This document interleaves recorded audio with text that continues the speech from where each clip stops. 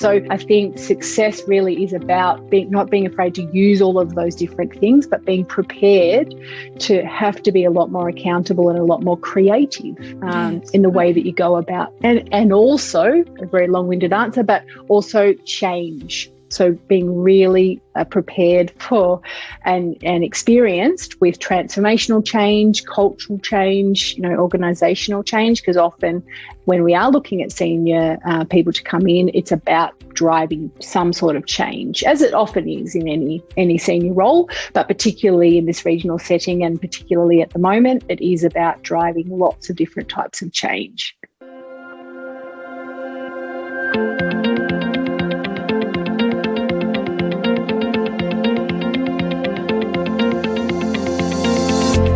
I'm Renata Bernardi, and this is the Job Hunting Podcast, where I interview experts and professionals and discuss issues that are important for job hunters and those who are working to advance their careers.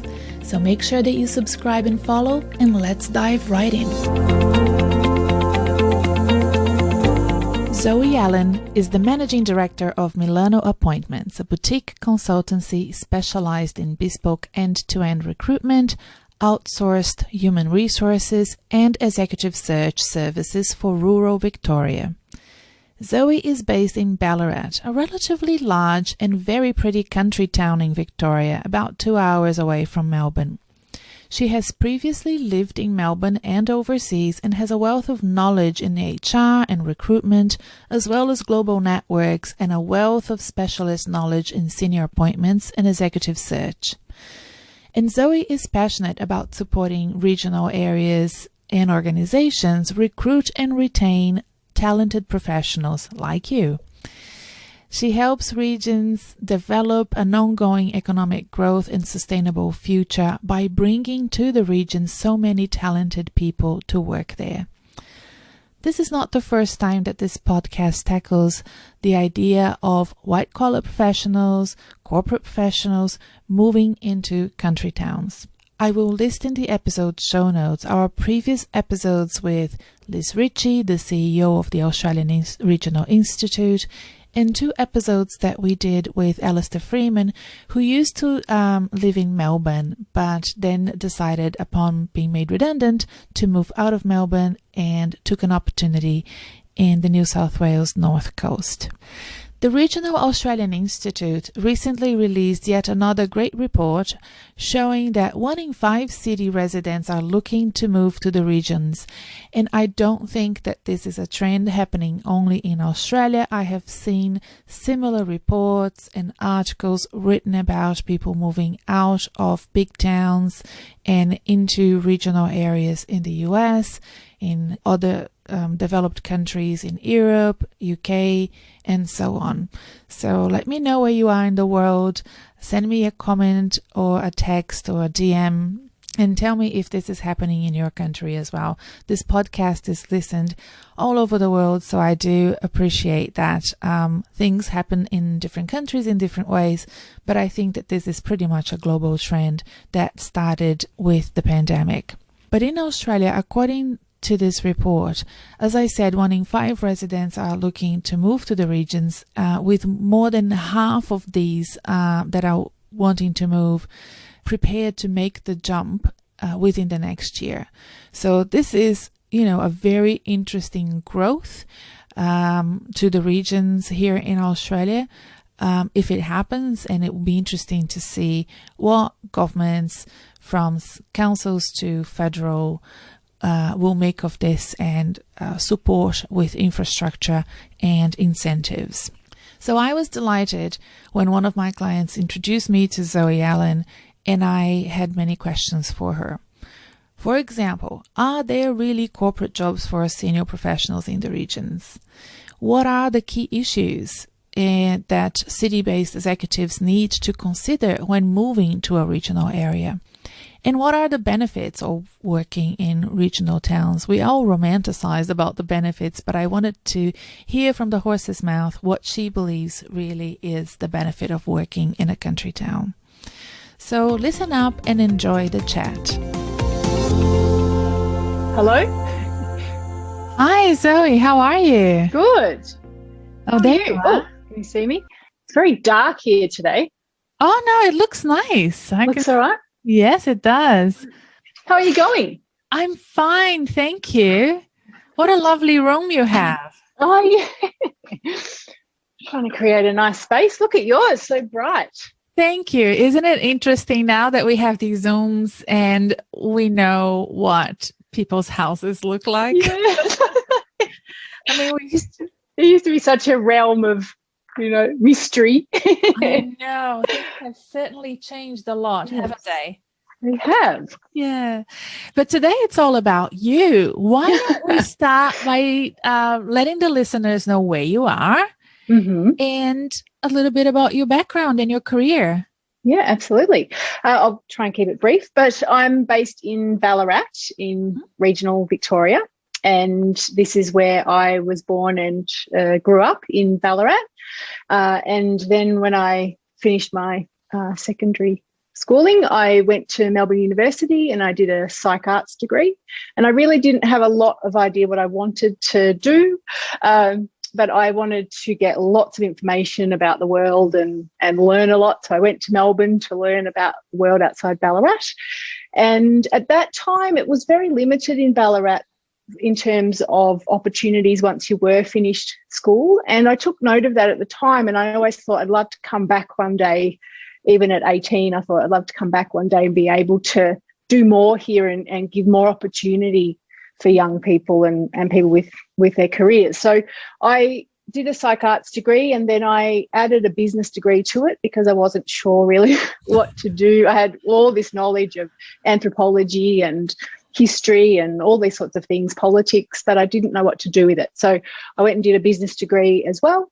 And then through networks and meeting people, I got into recruitment, and I found that fascinating working with, in Melbourne, working with lots of high-end firms. But after about 5 years, I really wanted to understand what was happening behind my clients' doors and to be able to understand more about the workplace and the challenges that my clients were experiencing. So I went into internal recruitment, and I did that with Michael Page International, and I became the WA New Zealand and Victorian internal recruitment manager, and that enabled me to really understand the challenges with sourcing and workforce development, and I did a lot of graduate programs and those types of things. So I got to understand a whole organisation understanding of recruitment and acquisition and workforce planning and strategies and those sorts of things, and it definitely was where my passion was.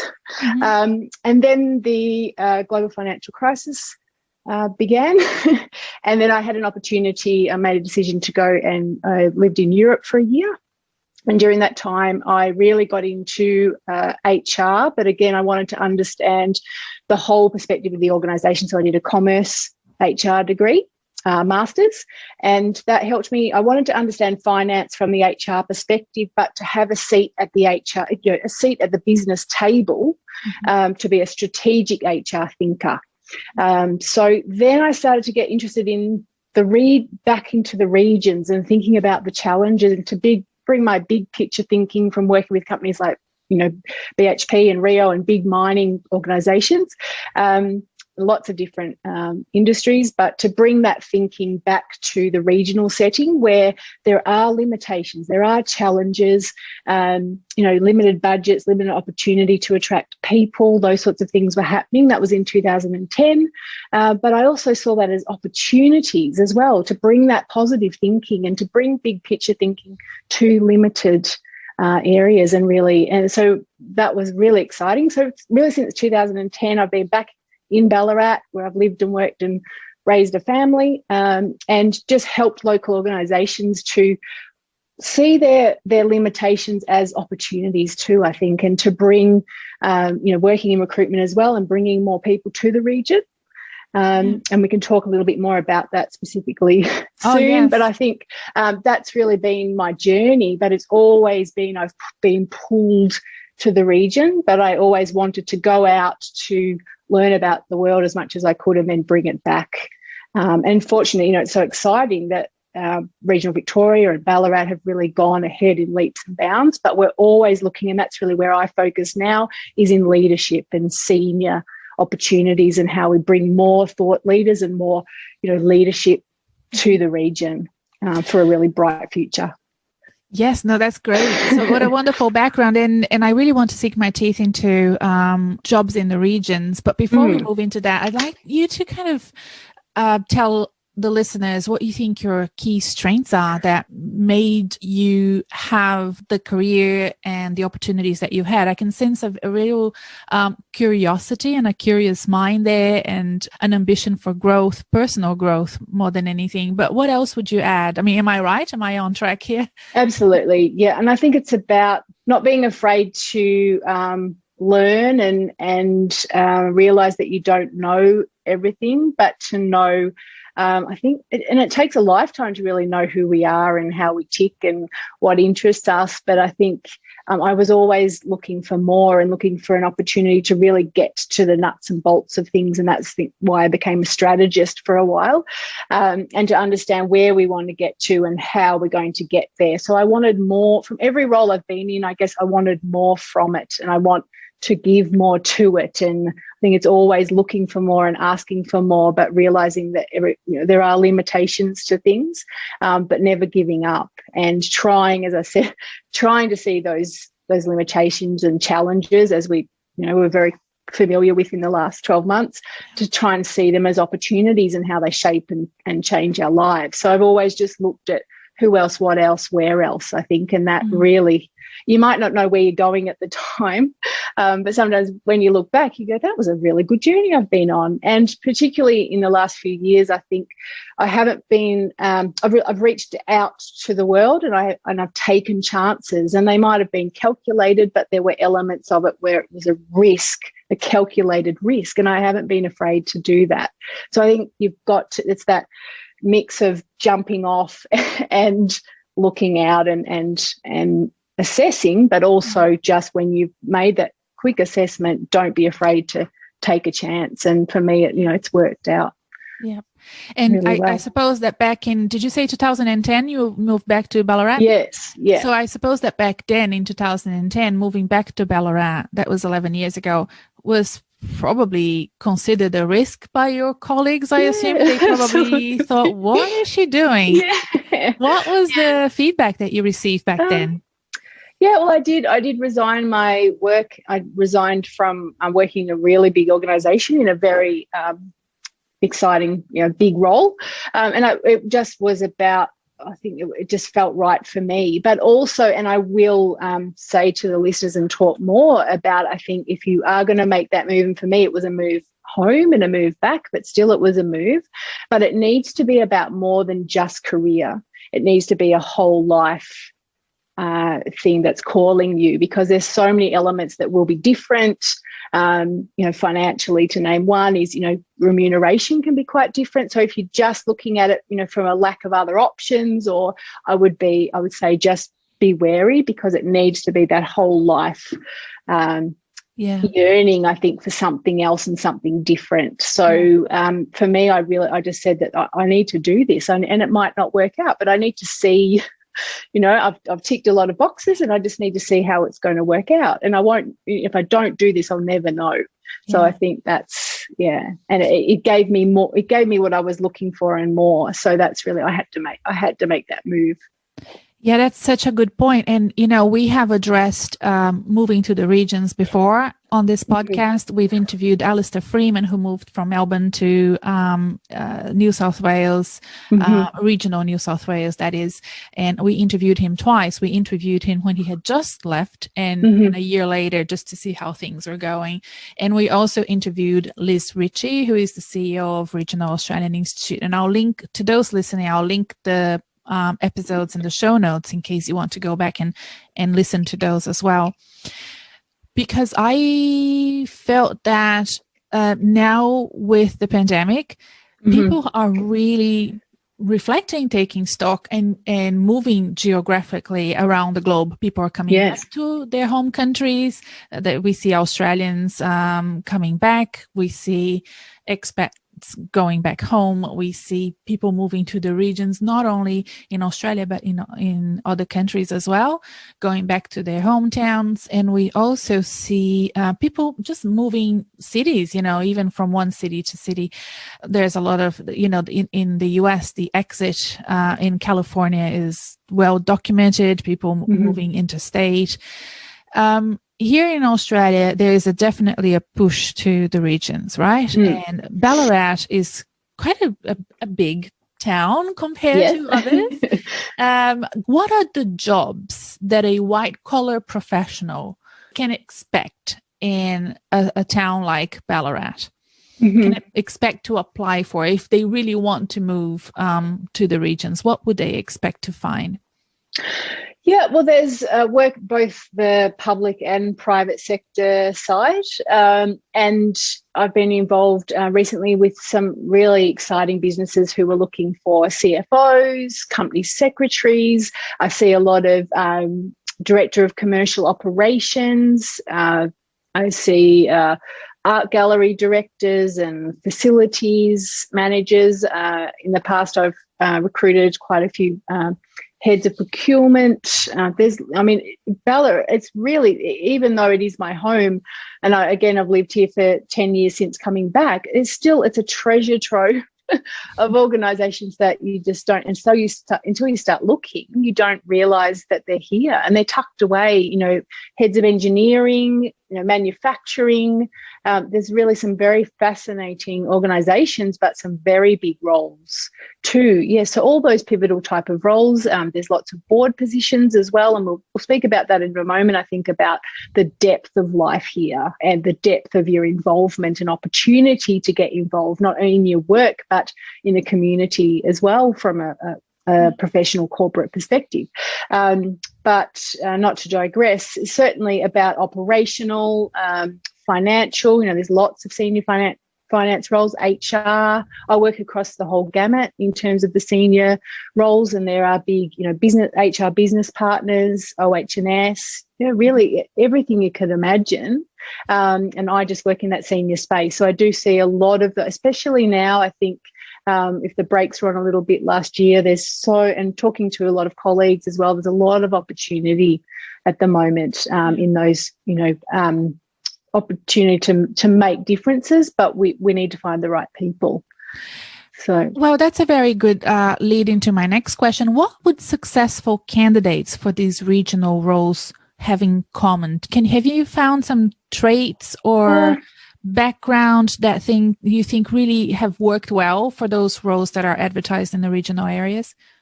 I think it always comes to the individual. I think in terms of, if you look at success, there's certainly a trend, and talking with my clients and colleagues and networks every day, particularly recently, we talk a lot about accountability. And I think if you are, again, as I said earlier, it does need to be really about your whole lifestyle and perhaps searching for more, not only professionally but personally as well, and to have more involvement because it is all encompassing when you work in the region. And Ballarat is a regional city and is quite large, but I think you do need to be prepared that it is more personal.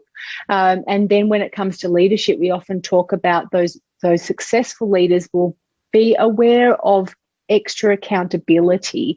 And we often talk about running closer to the ground when you're in a smaller organisation. And there are limitations and there are challenges and a lack of things if you look at it that way. But also, as I said before, a great opportunity to really, you'll be utilising your mind, you'll be utilising your creativity and engaging with others and getting others involved in the thought process. So I think success really is about, not being afraid to use all of those different things, but being prepared to have to be a lot more accountable and a lot more creative in the way that you go about. And also, a very long-winded answer, but also change. So being really prepared for and experienced with transformational change, cultural change, organisational change, because often when we are looking at senior people to come in, it's about driving some sort of change, as it often is in any senior role, but particularly in this regional setting and particularly at the moment, it is about driving lots of different types of change. Yes. Yeah.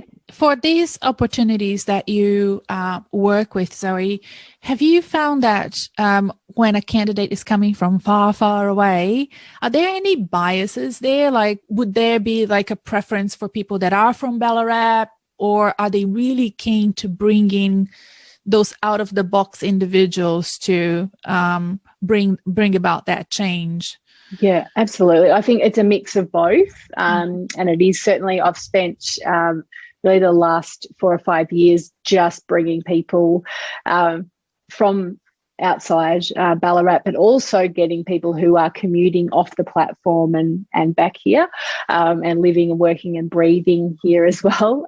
But yeah, it does depend on the organisation, but there is that excitement to bring people from other places and to, I think, bringing that fresh thinking and fresh ideas and wanting to obviously employ local people as well. So it is that mix of, for often with senior roles, it is exciting to bring people from other places, but balance those with local people as well. Or it's really about, I think, just knowing what the strategy is, knowing where we're going, knowing what the objective is, and then finding those people who can really tick the boxes and want to go on that journey. So it's case by case, but there is a lot of excitement about grow. We need more people, more forward thinkers to be able to do what we want to do and have a successful future. So there's a lot of openness about bringing people in to the region. So let's say somebody with my background who is, as you can tell from overseas, doesn't have any link to Ballarat, but would love to move into a region. In my application and conversation with somebody like you, would you recommend that I address that lifestyle change, or is that too personal and you shouldn't bring it up? Absolutely. Address all of it would be my advice. And that's where I really enjoy not only representing my clients, but working with people who are looking for those opportunities as well, and to embrace what it's all about. Because as I said, it really is all encompassing. You need to be in tune with yourself personally too, and that personal side of what living regionally is going to do for you and if applicable, your family. And your lifestyle, because it is, you're out on the weekends, you will see people, you will probably see people from work, you'll get involved in things, and, it requires a lot more than just a career. So that is also in the application process, to be able to say why you're looking. And obviously the more ingrained, more connected you are in a variety of levels, the more likely you are to stay, because it's not just about the job, it's about other things that role and that move is going to do for you in your life. So the more you can demonstrate that in the application and recruitment process, the more it demonstrates to the potential employer that you're committed. Yeah.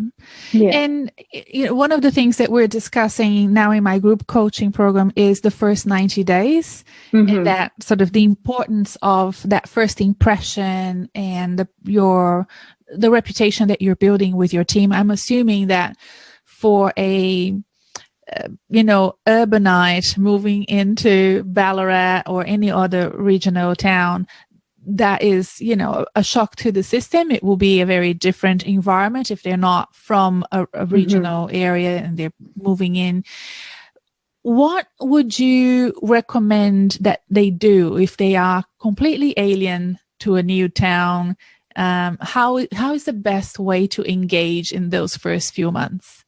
I think to get out as much as you can, and obviously that's been a challenge in the last 12 months, but to walk around the lake, go out for coffee, walk downtown, go to the art gallery, go for a drive, just get out and get around, and you will notice how friendly people are. And even if you don't know anyone, it is so, and that's, I think, what I'm saying as well, it is very familiar in a regional setting. People are more familiar in the supermarket, and that's generally speaking, but you will, if you get out and just start feeling it and try it on and live it and breathe it, you can go to Melbourne on the train, you can, just, I would say, get out and about, and it might not be where there are people, but you're wandering around and really living and breathing it. So, and then slowly, you know, we have a really exciting food culture and cafe culture and music and festivities, and I would say get involved in those as much as you can.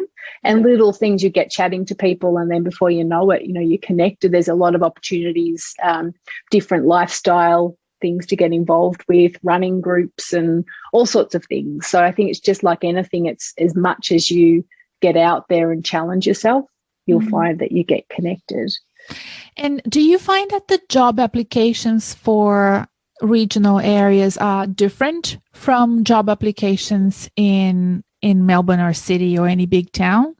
You know, what you require from the candidate, is it pretty much the same, or what do you think? It's a good question. I think I do put a lot of, I have quite a bit of interest in the cover letter because it does, you know, particularly if it is somebody who's looking to move and I see that they are in Melbourne at the moment or somewhere else, I'd like to understand, have a quick understanding of whether they are open to moving or whether it was just a quick application and an option. I'd like to start to understand what the motivation is around applying for that role. And then I will call and obviously have a conversation. But I think there is quite a bit of emphasis on the cover letter. I will always engage someone before sending a position description or anything like that, because I do want to make sure it is the best match and to make sure that often, you know, there are complexities, there are idiosyncrasies and things around every role, and context. So be able to give context to someone before, that's very much to me part of the application process, is just to talk about the context of the role and make sure that that's in alignment before we go any further. So yes, I think in answer to your question, there is sometimes a bit more depth to it, especially if it involves a move. Okay.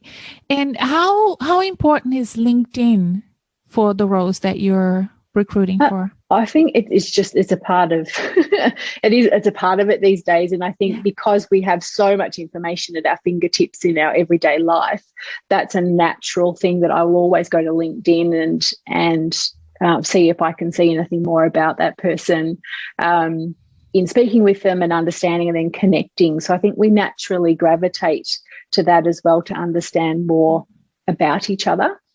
So I think it's it is really like anything, LinkedIn is only as good as the information we put into it and the time we spend on it and in building our profile. But I can't emphasize enough really building that profile, because it is at the moment, any potential employer, if you do apply or you're going through a process with me for an organisation, for example, or if you apply directly, they can find out about, you know, have a look. They will want to probably have a look into you and see what you're up to. So the more time you put into that profile, it can give you that opportunity. So do you also use LinkedIn or the means to scout people out and contact them and introduce the idea of moving to Ballarat? Would you be focusing on people that are originally from Ballarat or anybody that it's about skill. Okay. Sorry to cut you off. It is about the skills, and often it is looking at all sorts of different locations, but about the skill sets, definitely. And in my role, it is very much about speaking with people. So and the thing is that it might not be right at the time, but it might just spark a little bit of a thought that in 12 months' time, and it's happened many times before, in 12 months that turns into something else. So it is about, even if you're not ready to make that move straight away, or you know there's a lot to do before you can actually get to that point, don't be afraid to start as well. And something I really did want to add as well is, I think if it is burning inside you to make that move and you're wanting to change your lifestyle and make a move to the regions, if it is plausible, you can commute from Ballarat. It's not always ideal and it can be a little bit challenging. I've done it myself, but it's never too early, I think, to make that move. And then when you are here, you're sending out that, you know, those vibes, and you're already getting that feel for the place. So if it does mean you still have to commute for 6 or 12 months, but it really is that right move for you, then I would say don't be afraid to do it if all the boxes tick. Okay. That's a good question. I hadn't thought of that. Yeah. But that's a good feedback, of course. And what about the salary range? In terms, I'm assuming there's probably a drop between the salary range for a similar role in Melbourne or Sydney compared to Ballarat. But that would probably be also, in comparison, you would have a lower rent or mortgage and other living costs that would decrease as well. Do people end up with the same amount of money in the bank in the end, do you reckon? Yes, and this is really where it comes back to it being that whole life decision. Because if you just look, for example, sometimes I've spoken to people who intend to stay living in perhaps close to Ballarat, but still, or they still intend to really have their life in Melbourne or somewhere more metropolitan, but to work in Ballarat. And I encourage them to think about that because, yes, it can be, 20% or $20,000 difference, like for like, but then, and that's why I do encourage that whole life thinking, because cost of living is very different. The time it takes to get to places is so different. The time you spend in the car, it's just the quality of life is just immeasurable. But if you're looking like for like, yes, it will be, your salary will generally speaking be lower, but the other benefits will really outweigh that. And yeah, so as I said, it needs to be a bigger conversation than just that. But in answer to your question, yes, generally about 20%, I would say, or $20,000 difference, generally speaking.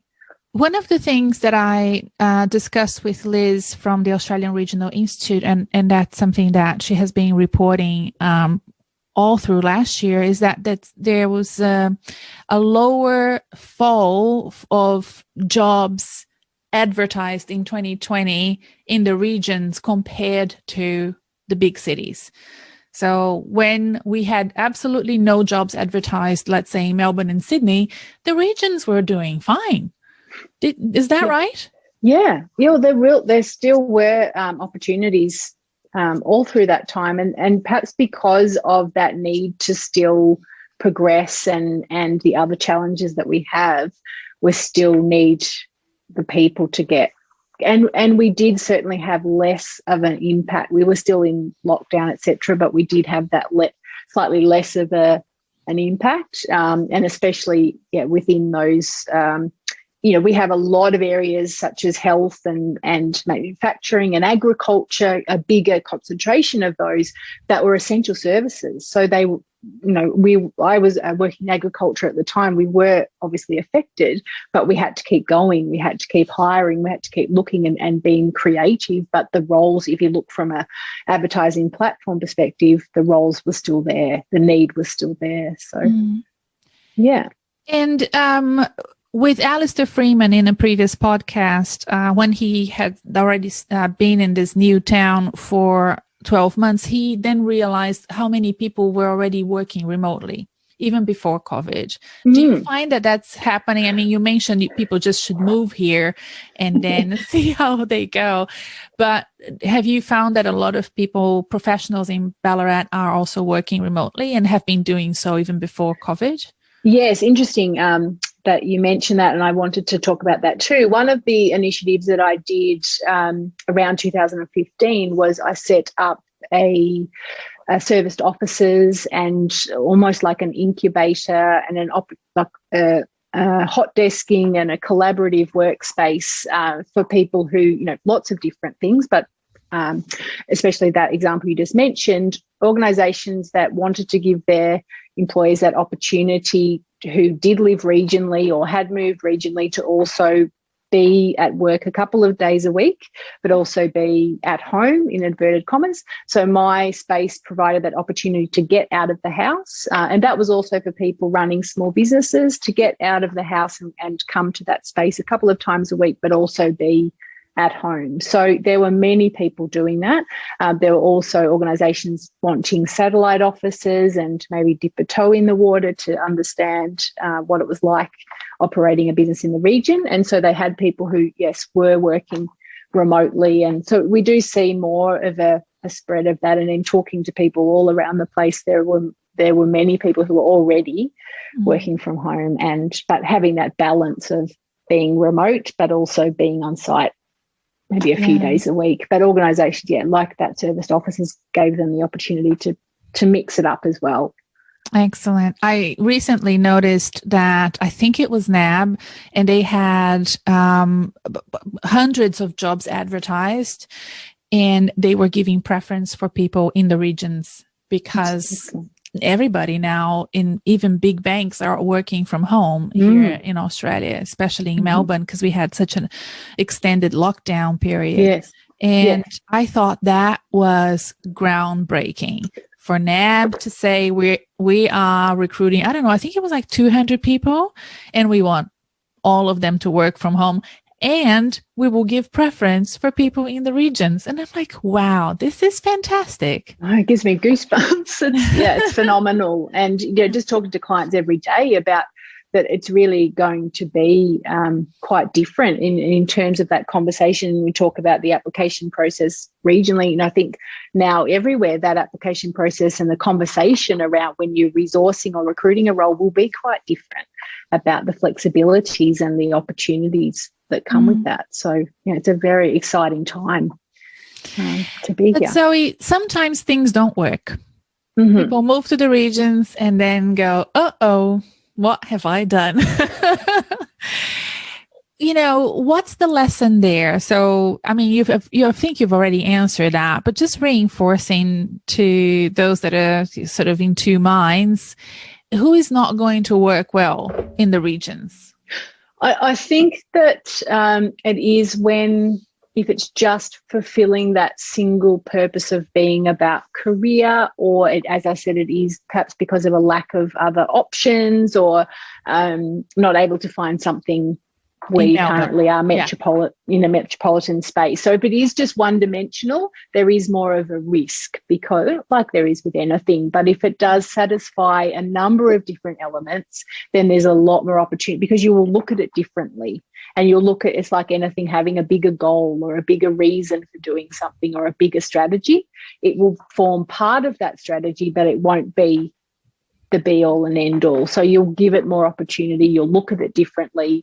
You'll give it more time potentially. So frankly, I would as a gatekeeper, you can tell, right? Absolutely.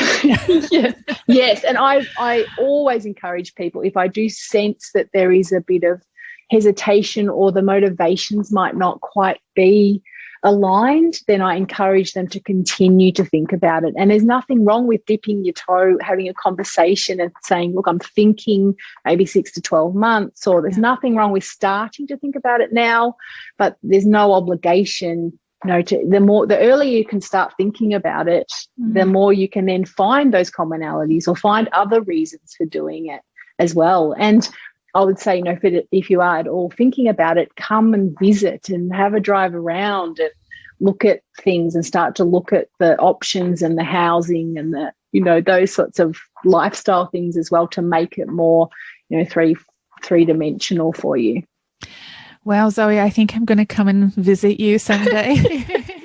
I keep telling people on my podcast and everything that I do that I would love to move to the regions. Andre and I are both thinking about it really seriously. And so I think I'll come and see you. Yes, even though I don't need a job, that I'm fine. I just want to say hi and come and have a coffee with you. Yes. See your incubator space, and maybe I can come and work there as well. Yeah. Before we go, do you have any final thoughts and ideas, maybe something we didn't touch that you want to share?